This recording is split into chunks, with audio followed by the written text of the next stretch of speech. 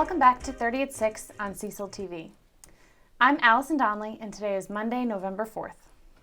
And I'm Rob Churnside. Allison, good evening. It's great to see you. It is great to see you too, Rob. Have you recuperated from your half marathon? Oh yeah. Yeah, I'm running again. I'm looking for another race to run. Wow. Dems was the good old days. Well, you're on your bike all the time. Yeah, but once you run, everything else kind of pales by comparison, I think. Oh, I disagree. Huh? I disagree. You just wait.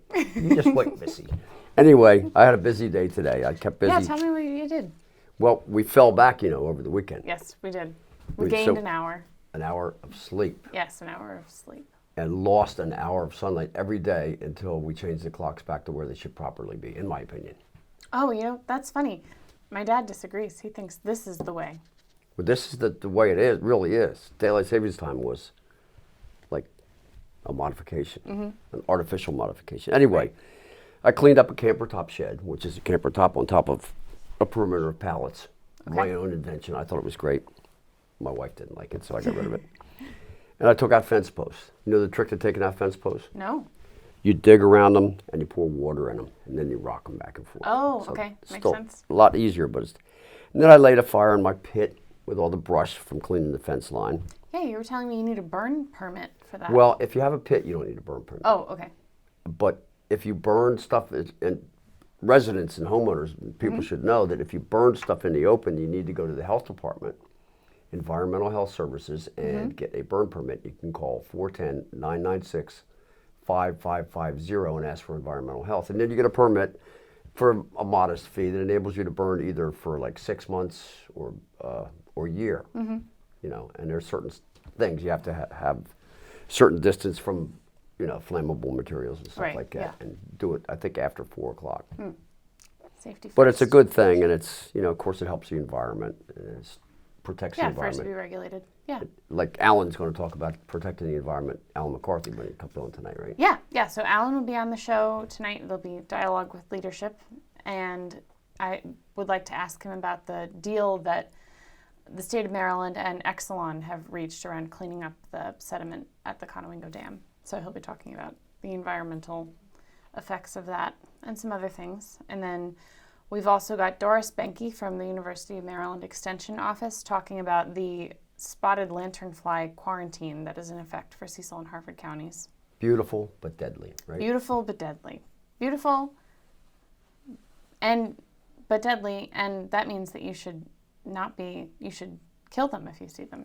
Don't be deterred by their beauty. Right. Exactly. Perfect. Well, I think Doris is going to explain the proper way to do that. And then who else will we be talking to? Rene Dixon from Freedom Hills will be talking about an upcoming event, a very exciting and fun event, the What is Freedom it? Cup. The Freedom Cup. Cool. I can't wait to hear about it. Yeah, and we have a musician that I happened to meet a couple weeks ago, Jim Rezak from Camden, Wyoming, neither Ooh. New Jersey nor out west, but a place in southern Delaware, or middle Delaware. There's a place in Delaware called Camden, Wyoming? Yes, Oh, wow, okay. Cool. but it's not Jersey. And it's, it's not not out out west. west. It's in Delaware. Okay, cool. So it sounds like a good show. Sounds like a great show. Now, a word from our sponsors. Good evening, and welcome back to Dialogue with Leadership with County Executive Dr. Alan McCarthy. Thanks so much for being here. Well, thank you very much for inviting me. How are you? I'm doing wonderful. And yourself? I'm doing well. That's good. As you know, the county held its second Economic Development Symposium last month in Chesapeake City. What was the focus of this year's symposium?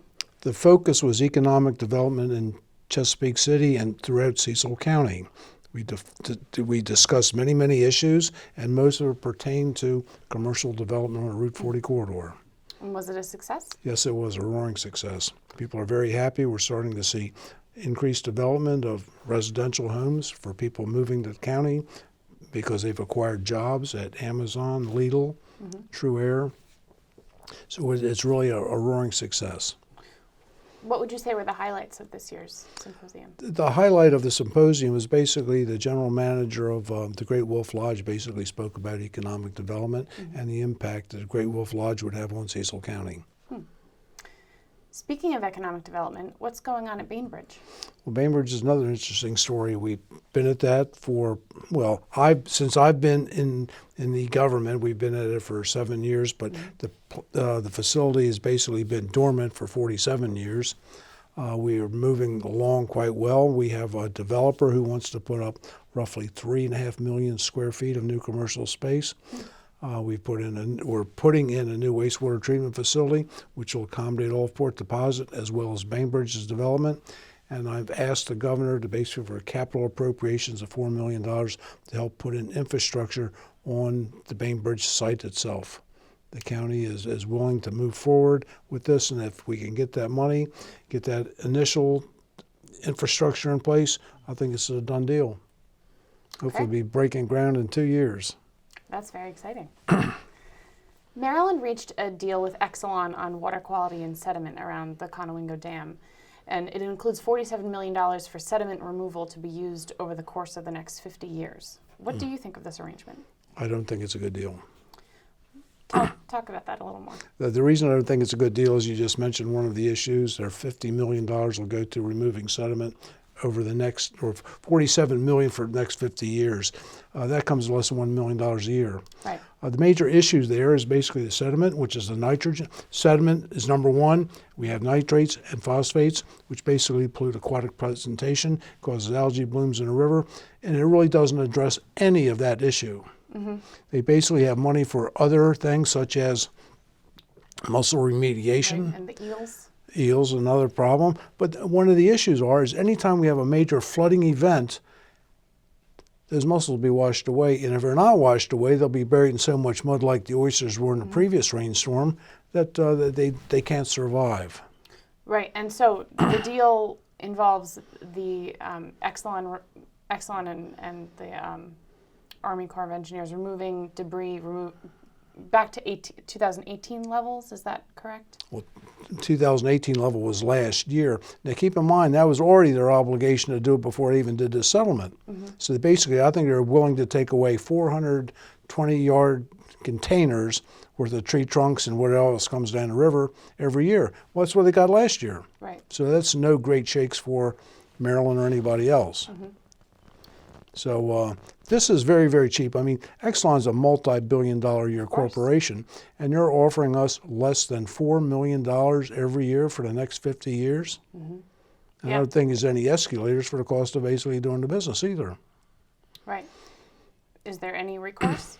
Well, I really don't know. I mean, I've only learned about this in the last 2 days because I was out of town. But there might be some recourse, but there's a high probability that maybe the state of Maryland figured it could not win a trial against Exelon. I mean, they have a whole army worth of attorneys, and I do not know that our federal EPA is really in favor of supporting us. Right, and that's the other thing, that this deal still has to receive federal. Yes, it does. But they're getting a water certification will be good for the next 50 years. Mm-hmm. $200 million seems like an awful lot of money, but if you look at a problem of this magnitude, it's a drop in the bucket. Right. Yeah, and especially when you consider they have 50 years to spend pay it. Yeah. Mm-hmm. Right. And considering it doesn't seem like very much sediment will be removed, we're still, Cecil County in particular, is at risk in the case of our next big storm. Right. You're absolutely right. Cecil County has made heroic steps, as well as the state of Maryland, to clean up the Chesapeake Bay. But there is nothing that we can do if we can't curtail the amount of nutrients and sediment that basically come down the Susquehanna River out of Pennsylvania. Right. I think that's where they should direct the efforts, is at the base of the problem, the cause of the problem. Changing gears. In 2018, you proposed a 3-step sewer fee increase to be implemented over the next 3 years, with the goal of turning wastewater management into an enterprise fund, meaning it's funded by user fees at some point in the future. Can you remind us what's good about an enterprise fund? Well, basically, enterprise fund is a fund whereby the revenues brought in are used exclusively to maintain and do capital improvements to wherever this fund would be. Mm-hmm. In this particular case, it's wastewater. What's happened is we've spent the money, but we've not had the resources to make it an enterprise fund. So it's been carried by the general revenues.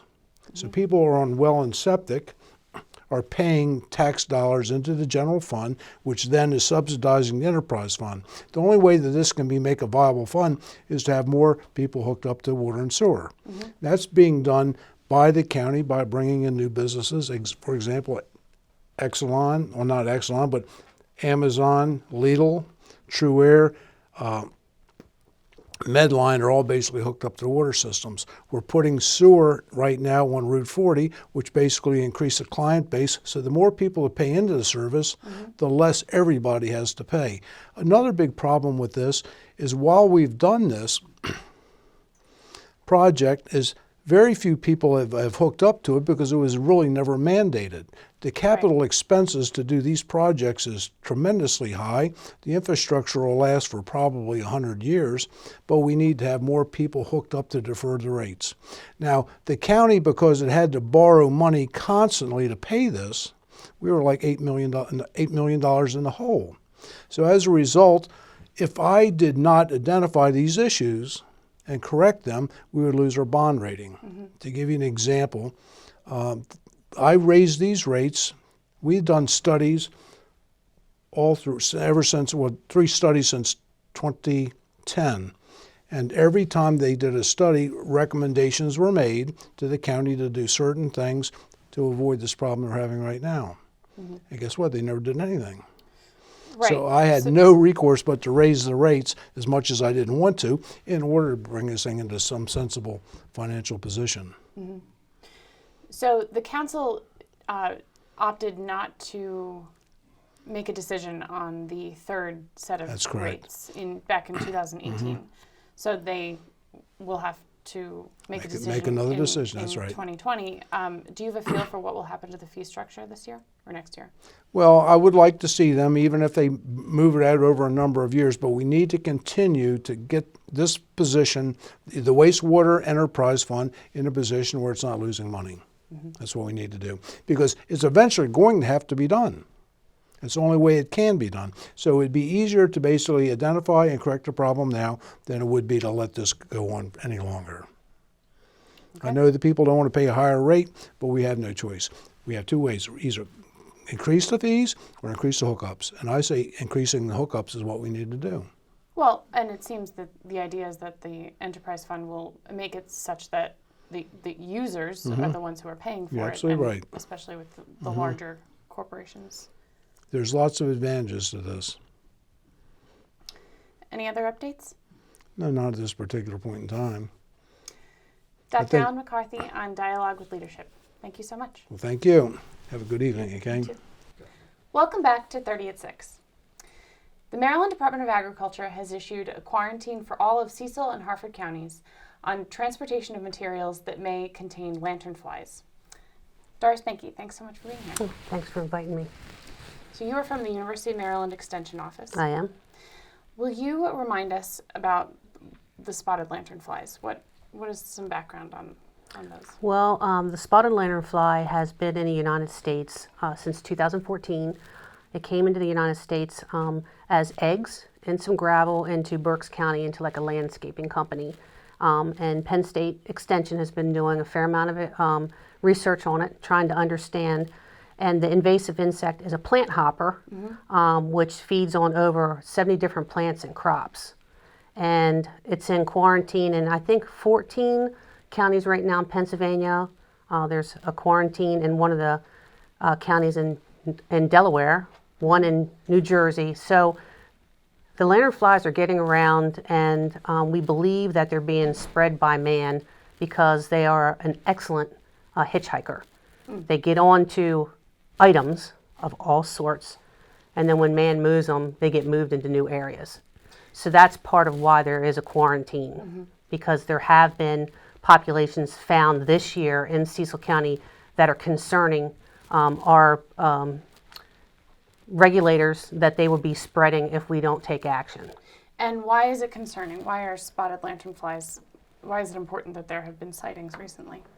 Well, it's important right now because they had not been in our county until this year. They found one male last year at the very end of the season, but they have been finding all the different life cycles in Cecil County now. And we want to stop the spread of the spotted lanternfly so that they don't devastate our agriculture, our timber, and many different fruits and vegetables that are in our county. And can you describe the quarantine? What is restricted? Well, the quarantine is for our county, and it affects everyone. So there's two different types of people that'll be affected by the quarantine, and that would be people that have a commercial business that are moving things within the county, and then the average Joe who just doesn't have a commercial business, but they live in the county and they move things around. And so people say, well, what do you mean they move things around? So they could be moving a camper, they could be moving wood, they could be moving lumber, they could be moving old piece of equipment, they could be just moving anything around that is outside an environment where the spotted lanternfly may be on it or may have laid eggs on it at this point in time of this year. Because we are in the life cycle of the spotted lanternfly right now where the adults are present and they've been laying eggs and they've been around since around July. And they are being found in different places in the county. And so what should individual people do if they see a spotted lanternfly? The thing is, for the adults, if you see an adult, you should kill it. So then if you see the eggs, which the eggs look like putty or mud that's been smeared on something, and they like to lay their eggs on fairly smooth surfaces. But you can find them on bricks, you can find them on metal, they'll be on trash cans, they could be on the side of your house, they could be on a camper, they could be on your barbecue grill, they could be on anything that the adult has come into contact with. And so the eggs, we're asking people to not, you can't really just kill them. They're kind of plastered onto a tree. So we're asking you to scrape them off into like a Ziploc bag that has hand sanitizer in it, zip it closed, and then smash them. Oh, okay. Yeah. And the other thing, too, is that when you see adults, the Maryland Department of Agriculture has wanted everyone to report the sightings to them, because they come out and they investigate, and they also take an overall map of Cecil County and they will pin that address as a sighting for spotted lanternfly. And they have boots on the ground. The people come up, they come to that address, and they start looking out about a quarter mile around that location to find out what they can see. Are they seeing large populations of the adults, of eggs or whatever, or are they not? Was it maybe just by happenstance that there was one that hitchhiked on something and they happened to see it, or is there actually a big population there that we have to worry about?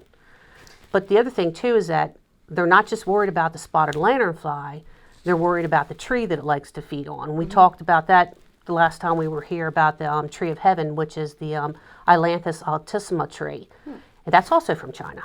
Oh. And it's all across the United States. So the United States Department of Agriculture has gotten involved since last year. And my understanding is they want to start collecting all the data, like I say, for putting a pin into the location where the sightings have been found. They go out away from that pin for a quarter mile and look for populations and look for these trees. They map these trees on the same map, and their plans is to treat those trees or maybe remove some of those trees to try to control the spotted lanternfly. And when I say, come out and spray, they treat the tree. The tree kind of absorbs the spray. It takes it up and it goes all through the tree, like up into the canopy and all down through the trunk and out through the branches. So when there's a heavy population of spotted lanternflies, 80, 90, 100 feet up in the canopy, you can't see them, but you can feel the wetness from them going to the bathroom, which is excreting honeydew. Oh. That when they pierce the tree and they drink the nutrients that they're sucking out of, because they're a plant hopper, they use like a straw face part and they pierce in and they suck the life out of it, and that's how they kill trees and plants and stuff. They just take all the nutrients out. So when they ingest that, they'll die and then they'll fall down and their life is over. And it breaks the life cycle. So remind me what the name of the website that people should go to find themselves on the map. Well, for reporting a sighting, it is don'tbug.ncbg.gov. md@maryland.gov. Okay. And that is the Maryland Department of Agriculture link that they want you to go to report a sighting of a lanternfly adult or even egg casings now, because they're collecting all this data for next year. Because they were spraying some and treating trees in Cecil County, but they stopped at the end of September because we're in these 4 seasons and trees are starting to shut down. They're starting to lose, we have deciduous trees, and it's a deciduous tree is the tree of heaven. They lose their leaves, they start to go dormant, and they just kind of take a nap during the winter. Well, when you have a chemical that you want to get translocated throughout a tree and things like that, you want that tree to be actively growing and taking up nutrients and water and being active and not going dormant. So that's why they stopped treating this year. So if people want to learn more, they can visit you on November 15th from 5 to 6 p.m. for a Q&A, and also on November 22nd from 5 to 6 for Yes. the same. And that's at the University of Maryland Extension Office in Cecil County, which is at 200 Chesapeake Boulevard. Which is the administration Cecil building. County Administrative Building, and we're in Suite 1500. Great. And so I'll have some informational pieces there, some pictures, the life cycle stages and things like that. That'll be available. And it's free. Okay. So, don't bug, dontbug.md@maryland.gov is where you can go to report sightings of eggs or live the lanternflies themselves. And you can also learn more at one of these Q&A sessions on November 15th or November 22nd from 5 to 6 p.m. Doris, thanks so much. Thank you so much. And now Cecil County and the world. Welcome back to 30 at 6 for our next guest, my good friend, Rene Dixon. Welcome to the show. Hey, Rob, it's great to be back. And it's great that you have an event you can let everybody know about. We are. It's the Freedom Cup, and it is to benefit our therapeutic riding program for military veterans. But the Freedom Cup will be November 16th at the VFW in Port Deposit. It starts at 5:30. It's very, very reasonable. You get to come and have dinner, and then you get a program, and in the program is 10 races, and each race has 10 horses in it, and you get to bet on racehorses. Now, we're not going to have live horses there. It's videoed races. Oh, not inside the VFW, no live horses. No live horses in the VFW, no. That makes sense. But it's still great fun. And nobody knows who won the race, so there's no cheating involved. And you get to bet on the racehorses, and then we hope you don't win because we make more money for Freedom Hills for the military veterans. But you could win and go home with extra money. So, fellas, for $25 Yeah. per person, it's a cheap date. Because tell us about the food again. The food has been donated by several local restaurants, one of them being Backfin Blues, the Wellwood Club, Conowingo Pizza, Chick-fil-A, and I know there's a few other restaurants that are going to be donating food. Wow. And, So we have a variety of food. but beverages, what about the beverages? The beverages, we have all the beer you can drink coming from Northeast Beverage, and then wine. We don't have it donated from any place. We have to buy it, but we're letting you have it sounds for like free. a winner. Yeah. And Everybody's then a winner. we have a wonderful baker who's donating a really nice cake, and we'll have brownies, and it's just going to be a fun evening. The whole evening is designed to be fun. Oh, and we have a silent auction and a live auction. So if anybody wants to donate to our auction, we're still taking donations. So it's going to be a great night. Come and have a great I've time been for a there great before, cause. And you used to have races where people got on a stick and you rolled the dice, like a horse on a stick, like in kids. Stick races, yes, we have stick races, and we have a lot of fun adults. We have 6 stick horses because there's only 6 numbers on a dice, and we roll a dice, and that dice tells that person how many steps they have to take. So you even get to bet on your friends in the stick races. That sounds like a winner. Now, this benefits your veterans program at Freedom Hills Therapeutic Riding. Correct.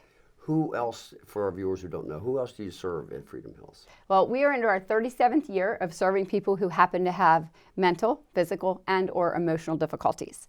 We were the second program in the United States to serve military veterans through horseback riding. We have a very big Kids at Risk program. We're starting to work with Cherry Hill Middle School within the next couple weeks, within November.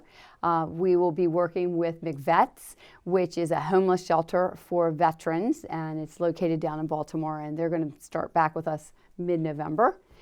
If anybody's interested in that happens to have a disability, or you know somebody who has a disability, we take anyone who has a disability that their doctors say it's okay for them to ride. Right. And how do people get in touch with Freedom Hills? They give us a call at 410-378-3817. That's 410-378-3817. Or they can check us out on the web. We have a great Facebook page, and we've also got a really good website. Awesome. So this is a great fundraiser, a fun event. You do a lot of events. What's your next event coming up after Christmas with the Ponies. So if you haven't decided where you're going to get your Christmas card shot with those little children, we provide St. Nicholas and Nugget and Cotton. And Nugget's our little miniature horse, and Cotton's our little miniature donkey. And they will just do a little scene for you, and you can get your picture taken with them. We won't have cameras there for ourselves, but you can take it with your cell phone. And that's at the farm? That'll be right December at the 1st, farm. right? Yep, December 1st. We'll have a lot of activities going on. We'll have pony rides, face painting, reindeer games. You get to make a craft. You get to see the farm. We get to go on scavenger hunts so that you learn different things about horses. And and then we've got the greatest nativity scene ever, because we do a nativity play 4 times that day. And a lot of my athletes who happen to have different disabilities participate in the nativity scene. So this is a nativity scene like no other. Well, let's get through the races first, and right. then we'll get to that. The Freedom Cup. And I think there's something we missed, Rene. I asked you about new initiatives. You're working now with Cherry Hill Middle School. Yes. We're very excited to be working with them. We're also working with the Perryville the Boys and Girls Club. The Perryville Boys and Girls Club comes out. All the more reason for people to participate in this great $25 person fundraiser. All you can eat different food, all you can drink beer and wine, and gambling on exciting horse races. Yes, but the cool thing is you're always a winner, because when you walk in the door and you pay your $25 to be there, and then you start betting on horses, whether you win or not, you have helped a military veteran be able to receive equine facilitated therapy through Freedom Hills. So that makes you a winner. You heard it. Thanks, Rene. You're welcome. Thank you. And they're off. That's right.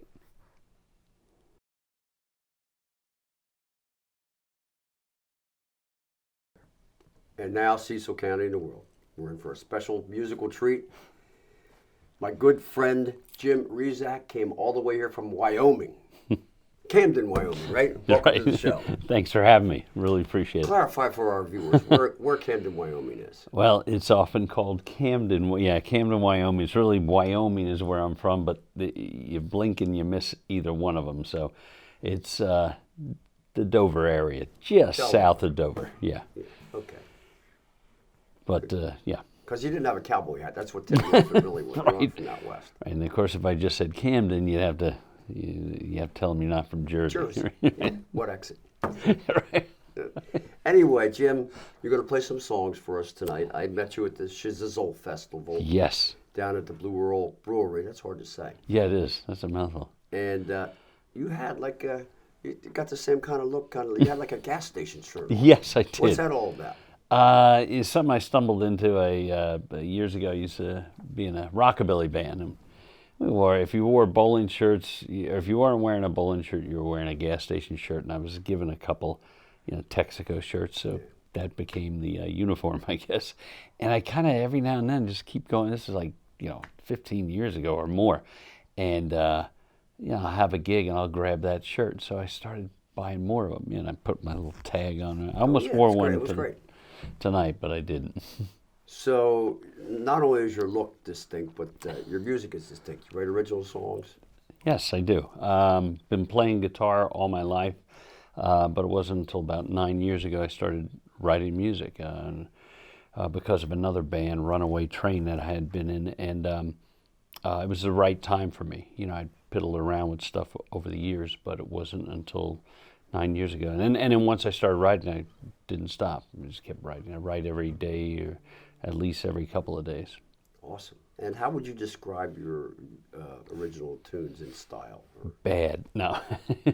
I always struggle with that. I'm going to be honest with you, I struggle with that because there's a genre of music that we call singer-songwriter, but that doesn't tell you anything really about the music. But, you know, if there's one of my songs that a drummer friend of mine used to refer to as the Neil Young song. He said, let's play that Neil Young song. I said, Neil Young. He said, your song, the Neil Young song. So some of it has that feel. It's, you know, it's got good helping of folk music, got a foot in country, but yeah, it's a lot of ballad stuff, you know. I guess we'll just have to draw our own conclusions. Huh? We're looking forward to hearing it. Believe you me. Well, I'm glad to do it. You also teach, right? Yeah, that's how I pay the bills because I ain't making any money. No, I have been teaching off and on since college, you know, and you know, always treated it like a full part-time job, and it wasn't. Yeah, about 6, 7 years ago, I started thinking, maybe I should do this. You know, 5.5 years ago, I opened up my own studio, Delaware Guitar School, also in Camden, and I teach about 50, 55, 57 students each week. Wow. Yeah, it keeps me busy. Now, for the kids, you know, the teenagers, what's seems to be the most popular thing that they want to learn how to play? Okay. Easy, hands down, is Ed Sheeran's Perfect is something that a lot of kids want to learn. As far as songs, is that what you meant? Or style? Yeah, like songs. Because, I get that weekly. That's a weekly request, so kudos to him. How about that? I am so out of it. I've never heard Ed Sheeran or the song Perfect. I was got, you know, G, E minor, C, and D, and I was riding down the road when I heard it, and I think, that's the first 4 chords I teach every student of mine. I was like, yeah. Right. Well, that makes sense. There are 4 good chords to learn. Yeah. So, you were telling me earlier about monthly house concert. What is a house concert? House concert is, I think we do it just so we don't have to get a license. House concert is, you know, you invite people, they BYOB, if they want to bring munchies, they can do that. There's no ticket sales, you know, we encourage a donation. And it's also in the Ice House. A good friend of mine, Jess Moyer, has she calls it the Ice House Wellness and Community, and it's part fitness center, part gathering place, and she has a nice little stage there. And we've already done I did a singer-songwriter event there, and she liked it so much she approached me with the idea, said, let's do this once a month. I said, okay. And that's in? It's in Camden, Wyoming, 200 Southern Boulevard, 19934. You can find information on it by, you know, looking me up either on Facebook, Jim Rezak Music, or Delaware Guitar School. Well, that was my next question. How can people contact you? Jim Rezak, R-E-Z-A-C. R-E-Z-A-C, no K. Yeah, and I'm all over. I've got a website that's my name, you know, jimrezakmusic.com. Facebook, like I said, Jim Rezak Music, and Delaware Guitar School. All right. Well, is there anything else that we've missed talking about? Because I'm looking forward to hearing some tunes. No, I'm looking forward to playing. I'm good. Thanks for coming all the way here from Thank Wyoming. you so much. I mean, Camden. Thank you. Stand by. 3, 2, 1, you. Hi, I'm Jim Rezak. This first song is called Flexible Flyer.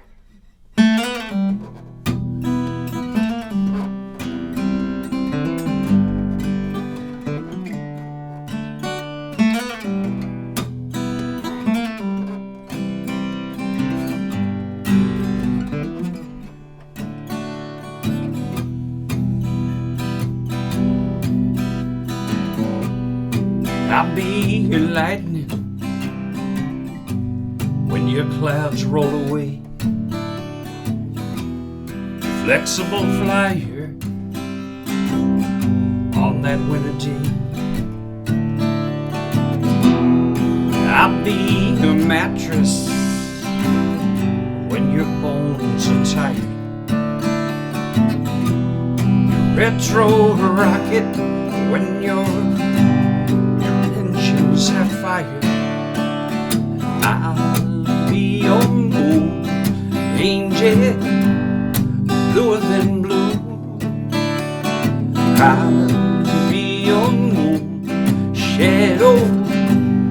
That's what I do.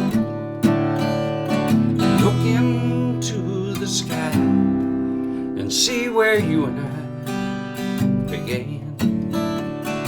Look in your heart and you will know who I am.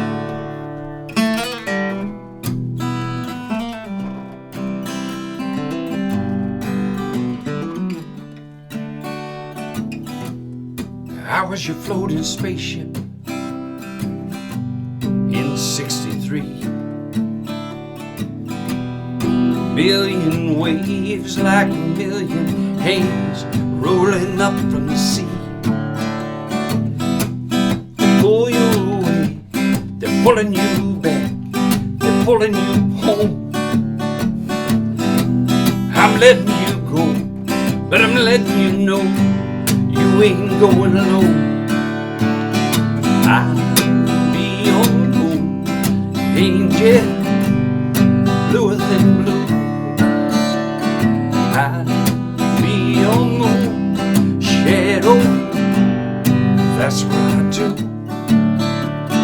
Look into the sky and see where you and I began. Look in your heart and you will know who I am.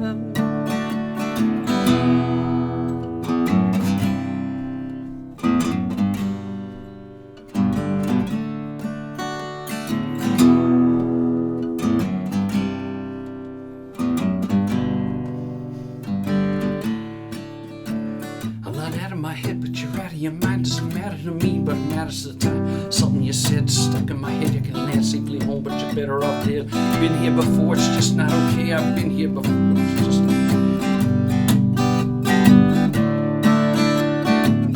Spring once in a lifetime record was spinning. It felt like the right time. I put on my suit, to the moon. I put on my suit and I left the room. How could you do what you do, what you do? How is it you knew what you knew, what you knew?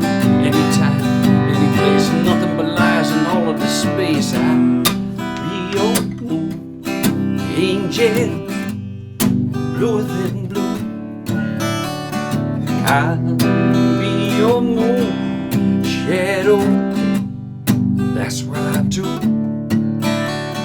Look into the sky and see where you and I began. Look in your heart and you will know who I am.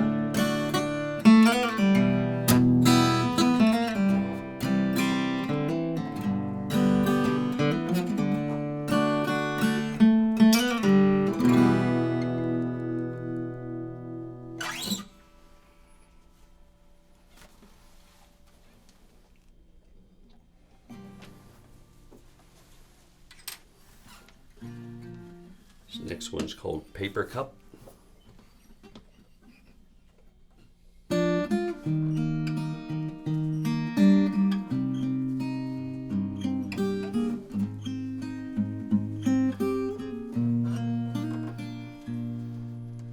I have flown on empty wings.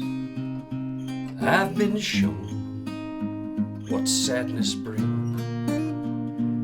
I've had oceans in my head turn into dried riverbed. But somewhere in those desert dreams I dive into the deepest stream. It's your love surrounds me as I wait here for your love to drown me. My heart is a paper cup. Your love is what fills it up. Soaks right through me and surrounds me. All your love all around me.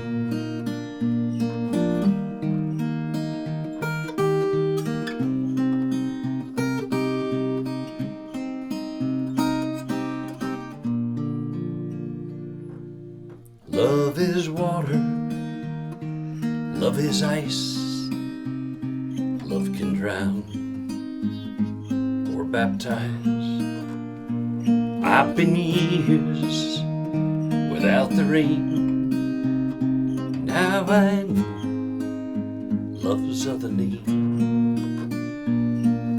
If only you could swim through me like water in the deepest sea, then you know what I have when all your love flows over me.